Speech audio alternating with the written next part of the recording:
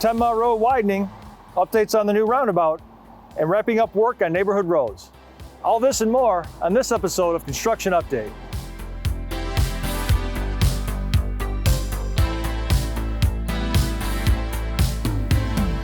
Hi Novi, I'm Jeff Herzig, and welcome back to Construction Update.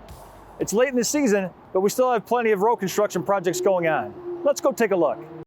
The Road Commission for Oakland County has a contractor currently replacing the water main and pavement in the 10-mile and Haggerty intersection. Reconstruction of that intersection is expected to wrap up this fall. The Road Commission for Oakland County also plans to widen 10-mile road between Meadowbrook and Haggerty roads to make it a 3-lane roadway with a dedicated left turn lane throughout.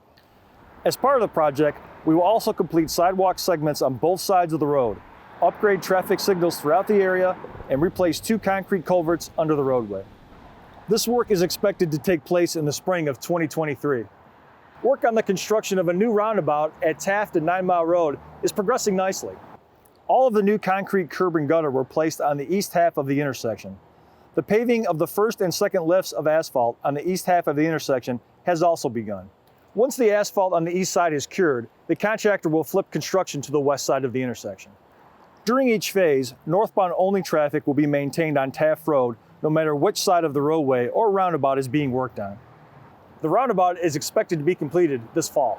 The Great Lakes Water Authority is continuing construction of a new 54-inch water main along the northbound lane of Meadowbrook Road between 12 Mile and 13 Mile roads.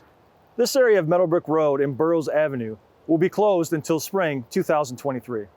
Complete repaving of Meadowbrook between 12 Mile and 13 Mile is set to take place next spring.